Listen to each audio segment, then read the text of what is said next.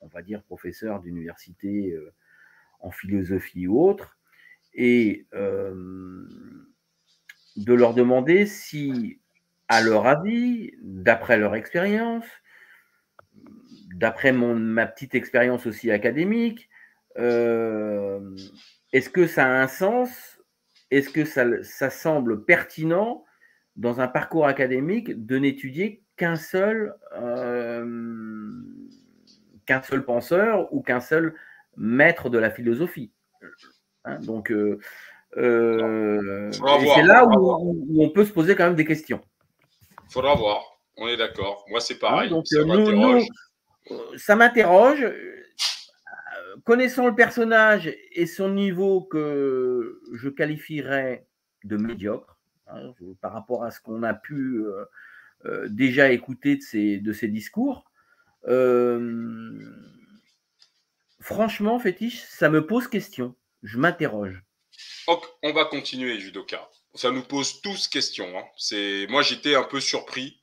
Voilà. Et tu vois, Edmund Husserl, il apparaît comme Edmund Husserl. Puis à un moment donné, il met juste Husserl parce que répéter Edmund Husserl sur ton CV, à un moment donné, les gens vont dire attends, oh, tu vois, c'est quoi cette histoire? Bon, bref. Donc sans le trahir, on peut dire que c'est un spécialiste de la pensée d'un seul philosophe.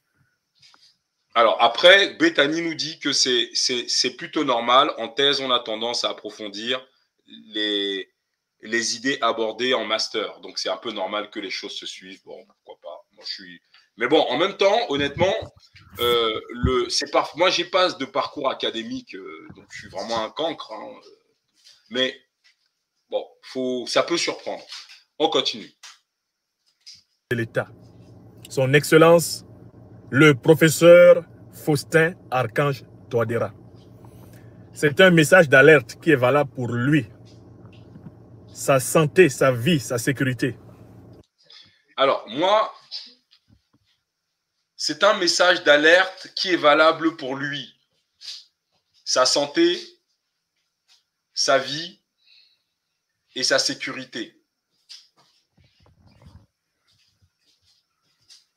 À quoi cette phrase? Je vous remets le passage. Hein. Et attends 2 secondes. On réécoute d'abord et on réagit après. Je vous demande, s'il vous plaît, de regarder l'attitude, le visage, les mouvements, le corps. Regardez bien. Africaine, centrafricain, je dis Mbibaramon. Je vous salue à Bangui, à Mbaïki, à Bossangoa, à Boire. Je vous salue à Yaloke, à Bossamtele, à Bossambele. Je vous salue à Bria. Je vous salue, grand peuple centrafricain.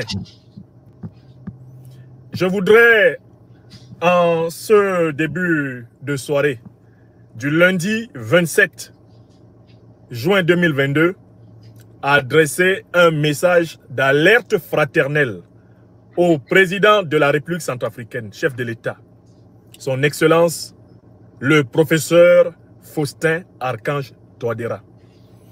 C'est un message d'alerte qui est valable pour lui, sa santé, sa vie, sa sécurité. Voilà. Fétiche, moi je suis étonné qu'un monsieur qui n'est finalement seulement professeur d'université et docteur en philosophie sur une spécialité, prenne ce ton austère, menaçant, sur la vie, l'intégrité physique d'un chef d'État en exercice. Moi franchement, ça me paraît incongru, mais ou alors c'est moi, Fétiche, rappelle-moi quelque chose. Moi, je suis estomaqué. Ça a tout l'air d'être, et je suis d'accord avec Mam, c'est une menace. Mais au nom de quoi? C'est ça que j'essaye de comprendre. Mais non, mais c'est que qu'est-ce qui lui permet, quelle sécurité a-t-il pour menacer un chef d'État africain en pointant son doigt? il serait protégé par un service secret quelconque d'une puissance étrangère. Il est sous la protection de la gendarmerie. Il n'a pas peur d'intervention. Je rappelle que cette vidéo est faite en juin 2021. En juin 2021. 2 mois après, il va menacer Assimi Goïta de la même manière. On a fait le live ici. Qu'est-ce qui permet à cet homme de penser? Quelle est la sécurité qu'il estime avoir et qui lui permet de menacer un chef d'État? C'est la question.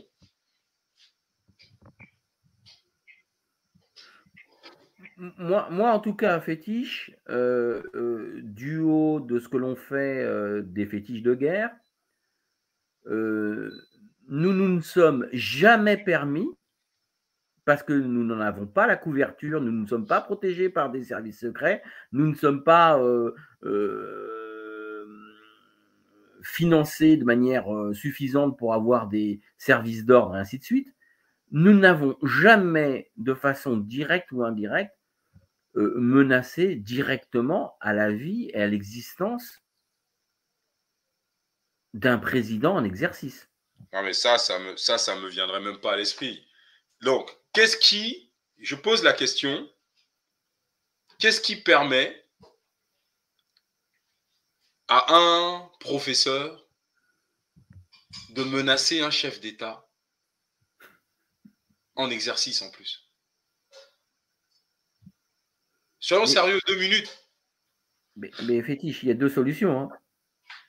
Ou il est fou, inconscient, et il dit j'y vais, je dis ce que je pense. Et là. Alors, attends, je te pose la question autrement. Imagine que le président Touadéra lance un mandat d'arrêt international contre Niamsi. Il ne peut plus sortir de France. Ah, ça c'est sûr. Si la France refuse de le remettre, il ne peut plus sortir de France. Non. Il ne peut plus prendre l'avion pour aller nulle part. Il ne peut plus voyager. Et un gouvernement est fondé sur ce genre de vidéo. Ah bah direct, là c'est des choses qu'on ne s'est même pas amusé à faire, nous, fétiche. On en est loin. Moi, je suis chef de l'État. J'entends ça. Je lance un mandat d'arrêt international. Oui, ou je lui envoie quelques espions qui sont présents dans son pays. Non. Je veux des explications. Parce que ça s'appelle une menace. On va remettre en arrière et on va continuer.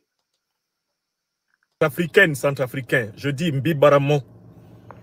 Je vous salue à Bangui, à Mbaïki, à Bossangoa, à Boire. Je vous salue à Yaloke, à Bossamtele, à Bossambele. Je vous salue à Bria. Je vous salue, grand peuple centrafricain. Je voudrais, en ce début de soirée, du lundi 27 juin 2022, adresser un message d'alerte fraternelle au président de la République centrafricaine, chef de l'État, son Excellence, le professeur Faustin Archange Touadéra. C'est un message d'alerte qui est valable pour lui, sa santé, sa vie, sa sécurité.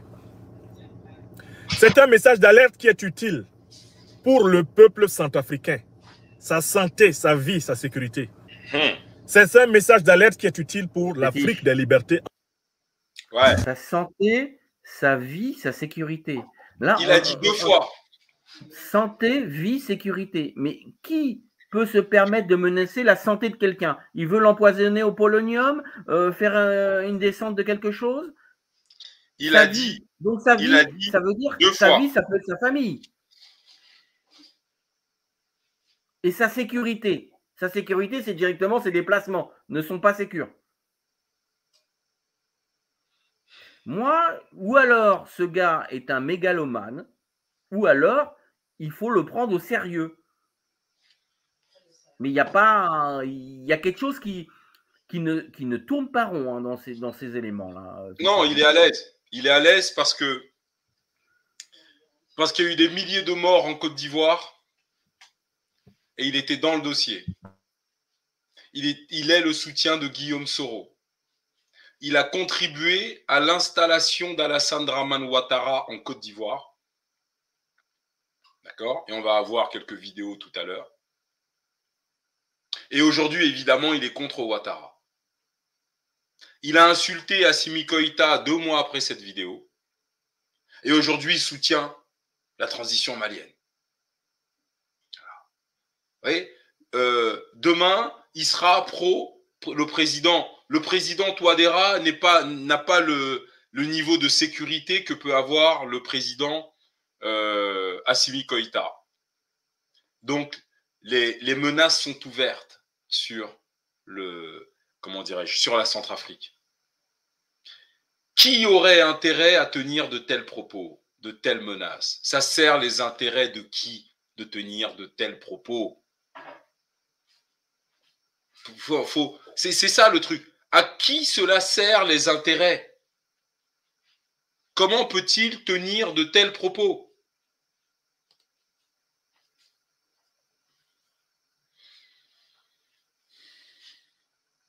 Honnêtement, mais on va continuer.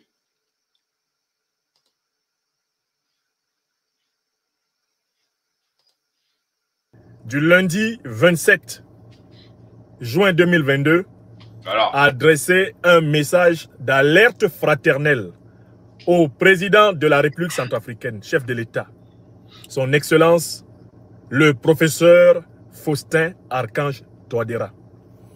C'est un message d'alerte qui est valable pour lui, sa santé, sa vie, sa sécurité. C'est un message d'alerte qui est utile pour le peuple centrafricain, sa santé, sa vie, sa sécurité. C'est un message d'alerte qui est utile pour l'Afrique des libertés en lutte pour sa véritable indépendance. Quel est le plan que je vais adopter dans cette prise de parole? Je vais commencer par expliquer pourquoi je m'adresse au président Touadéra ici et pas ailleurs. Deuxièmement, je vais égrener les points essentiels de l'alerte que je lui adresse, en partant du principe que je préfère que les informations qui me sont parvenues et qui me permettent de l'alerter ne soient pas vraies à 100%. Bien. Alors, les informations qui lui sont parvenues. Lui, il est professeur, du moins il l'était, c'était sa couverture, selon moi, professeur à l'université de Rouen. Comment a-t-il des informations qui lui parviennent de République centrafricaine, du Cameroun, de Côte d'Ivoire, du Burkina Faso, du Mali? Merde! Si c'est qu'un simple professeur, il n'a jamais été ministre ou quoi que ce soit, ce type qui parle. Donc, il a un carnet de contact qui devrait être le carnet de contact d'un professeur moyen. Des collègues de l'université. Ses collègues de l'université. Comment a-t-il pu se constituer ce réseau dans autant de pays africains? Qui lui donne ces informations? On dirait qu'on lui sert quand même. Fétiche, souviens-toi, les plusieurs lives que nous avons fait sur ce monsieur, il nous a même décortiqué des informations où on n'était pas au courant du tout de ce qui se passait dans le pays. Lui avait le détail de qui avait fait quoi. C'est ça. Qui a couché avec qui est sorti avec qui a accepté la valise du ministre machin, du secrétaire d'État de machin, pourquoi la femme de truc mettait une perruque ce soir-là et la femme du ministre a dit que c'était pas bien. Comment il fait pour savoir tout ça? C'est qu'on lui donne ces informations-là. Et ce niveau d'information, souvent, je le dis dans les expressions que j'ai avec les gens avec qui je peux discuter de politique, je leur dis, attendez, méfions-nous, nous ne sommes pas un service de renseignement, nous n'avons pas l'ensemble des informations concernant la situation exacte dans le pays ou l'ordre des événements, les allégeances des uns et des autres. Donc, il est très difficile de se faire un avis et c'est pour ça que souvent, je n'ai pas d'avis, moi. Mais lui, ce monsieur, lui, par contre, Fétiche, il reçoit des informations bien précises et qui, après coup, ne semblent pas être démenties. D'où proviennent ces informations? Pour moi, il n'y a qu'un, pour être clair, Fétiche, il n'y a qu'un service de renseignement qui peut avoir ce type d'informations. Ouais, on va voir. Alors, il s'agit d'informations, dit Petite Tulipe, il s'agit d'informations des cercles politiques dans la presse ou des livres. Ce ne sont pas toujours des informations stratégiques. Ok, on continue. Ne soit pas vrai à 50% et qu'elle soit absolument inférieure à la gravité des choses. Que les informations qui me sont parvenues et qui me permettent de l'alerter ne soient pas vraies à 100%, ne soient pas vraies à 50% et qu'elles soient absolument inférieures à la gravité des choses qu'on m'annonce. Alors, juste un petit truc d'un petit con comme moi, qui n'a pas le niveau académique de son très très grand professeur. Quelque chose qui est vrai à 50% et quelque chose qui est faux. Voilà. Donc, c'est-à-dire qu'on ne peut pas dire que quelque chose est vrai à 50%.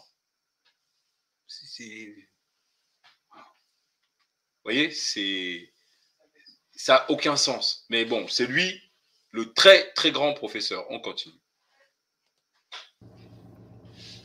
Car c'est la meilleure solution pour lui, le président Touadéra, pour le peuple centrafricain en lutte pour sa vraie indépendance et pour toute l'Afrique des libertés qui ont cru en lui, le président Touadéra, qui soutiennent les forces armées centrafricaines, les FACA, qui soutiennent le peuple centrafricain meurtri, exploité, dominé, écrasé par le néocolonialisme français et occidental en général et la corruption de ses propres élites depuis la pseudo-indépendance qui a commencé par l'assassinat en mars 1959 du héros de la libération de ce pays, le président Barthélemy Boganda.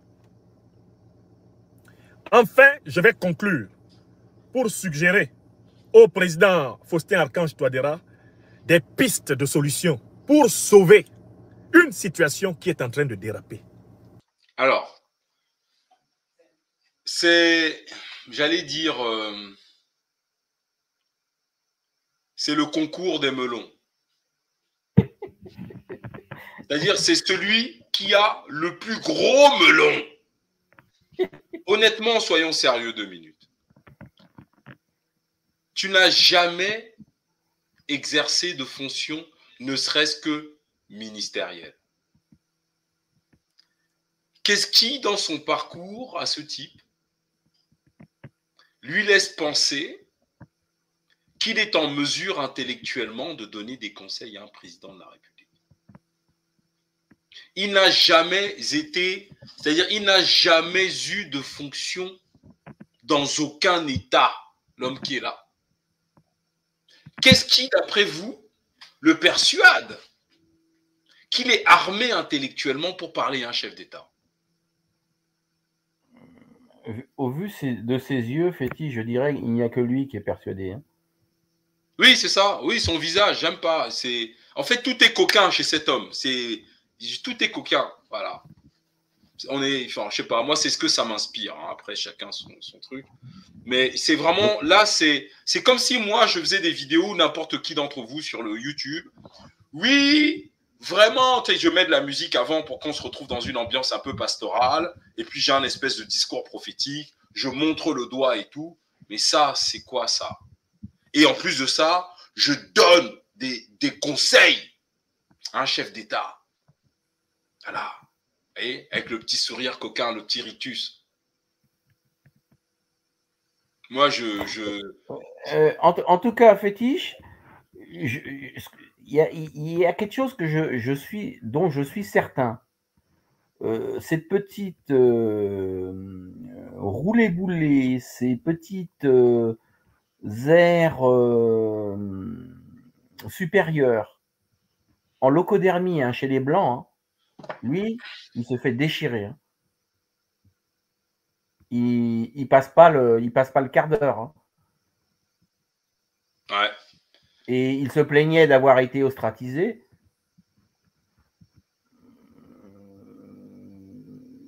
C'est pas étonnant. Hein. D'accord. Mais d'ailleurs, j'aime bien la remarque de Lili Nata. Il était où, lui, quand la Côte d'Ivoire était occupée à 80% par les... Quand la Côte d'Ivoire, quand la RCA était occupée à 80% par les rebelles, il était où?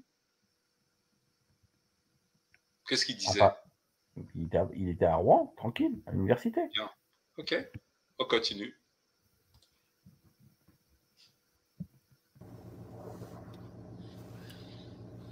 Je commence sans plus tarder par le premier point. Pourquoi je choisis la formule de la communication publique, la communication ouverte? À propos d'une situation grave dont j'ai connaissance et qui est en cours aujourd'hui en République centrafricaine. Alors, je suis désolé de couper. Il faut vous poser les questions suivantes. Quel est l'intérêt de l'Afrique de cette vidéo? Posez-vous-la toujours.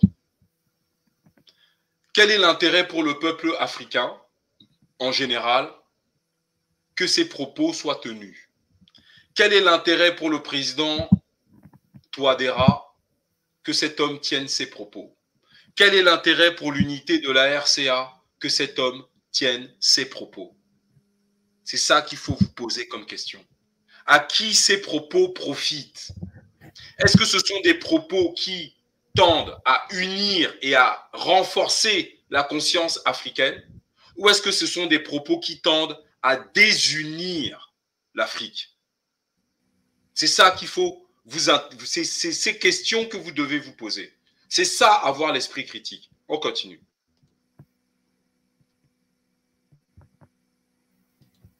La communication ouverte. À propos d'une situation grave dont j'ai connaissance et qui est en cours aujourd'hui en République centrafricaine. Pourquoi je choisis cela? C'est l'objet de la première partie.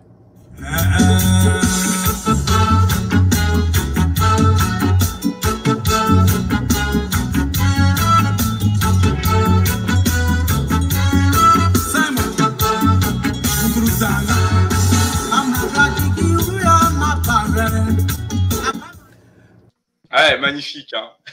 J'adore vraiment, c'est chaud patate, là. Il y a la mise en scène, on réajuste. Vraiment magnifique, magnifique. C'est incroyable. Là, on était censé... mais c'est chaud, c'est chaud. Attention, là, il va vous donner des conseils stratégiques à Touadéra. Oh là là là là là. Ouais, je vais me chercher un thé, là, parce que vraiment... Bon, par contre, ce que je peux faire, peut-être, fétiche, c'est comment... Regardez la profondeur d'âme et d'homme sur les deux photos. Quand je regarde Touadéra à gauche, qui est courageux sur beaucoup de points dans la gestion actuelle de son pays, et quand je regarde le monsieur à droite, je le trouve plutôt, comment on peut dire ça, un peu sournois et subtil. Un peu sournois. Ouais. Il est là, il est en train de tranquillement de titiller en fait, un de ses collègues qui, lui, les a mis sur le bureau. Hein. Non, c'est pas un collègue. Ils n'ont rien à voir. En mon sens, ils n'ont rien à voir. À gauche, vous avez un homme qui vient de mettre sa vie en jeu. Exact. Pour un peuple. Et qui n'arrête pas de se battre tous les jours, sa vie est menacée. À droite, je vous laisserai le qualifier, mais on continue. On va remettre un peu en arrière parce que cette séquence est juste incroyable.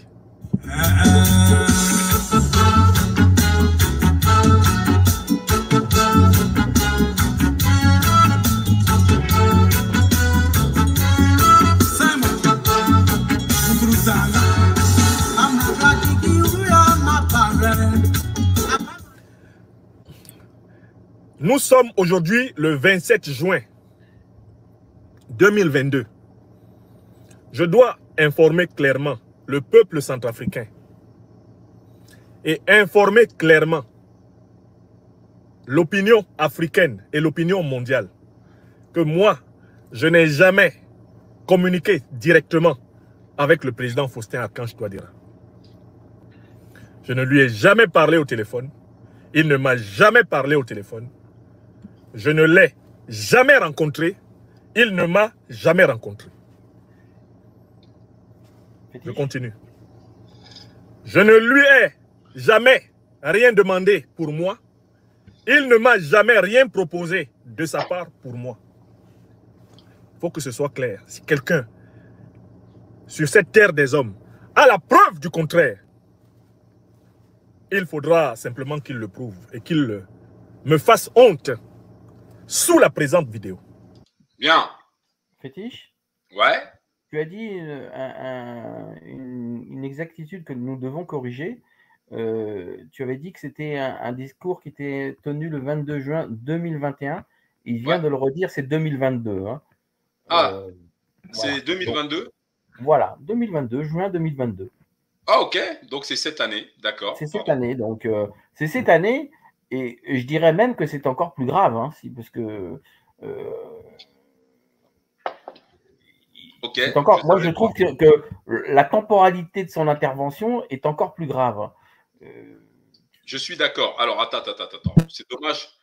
Alors, ce qu'il vient de dire là, je n'ai jamais parlé au professeur Touadéra.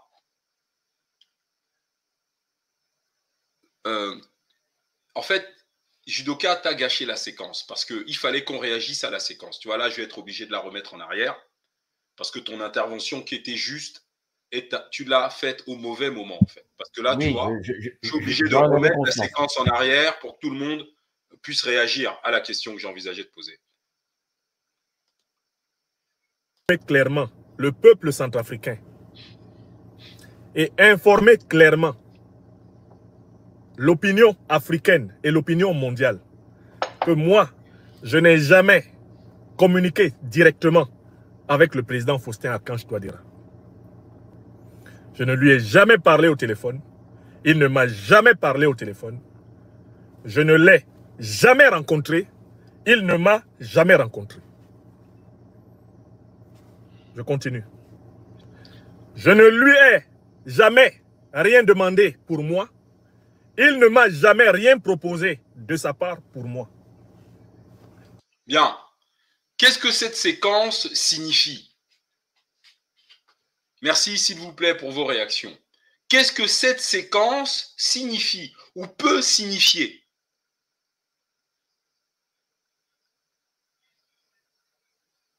Qu'est-ce que Franklin Nyamsi, en disant ce qu'il vient de dire,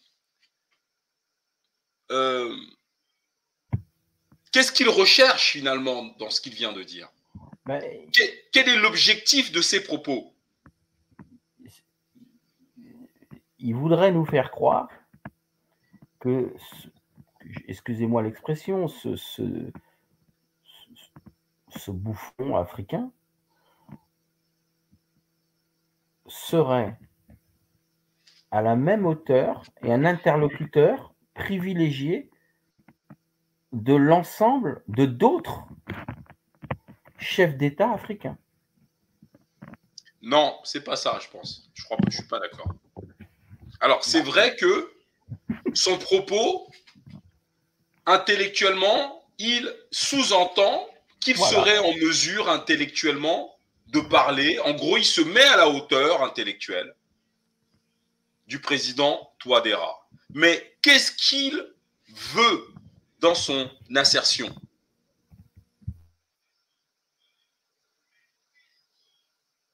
Il essaye de montrer une certaine intégrité. Non, je ne suis pas d'accord. Qu'il demande des choses à des présidents. Non, il ne se prend pas pour de la merde. Ça, c'est clair. J'aime ce mot tchalachiwa. Bon, je ne sais pas pourquoi. Il confirme qu'on ne lui a rien proposé, qu'il n'a aucun intérêt personnel. Il le fait pour l'intérêt de l'Afrique. Non. Je vais remettre une dernière fois et vous allez voir, je vais vous donner la réponse. Fétiche ? Ouais. Tu trouverais ça un petit peu bizarre que je puisse sous-entendre que Vladimir Poutine, il m'appelle, oui. De temps en temps, il m'appelle.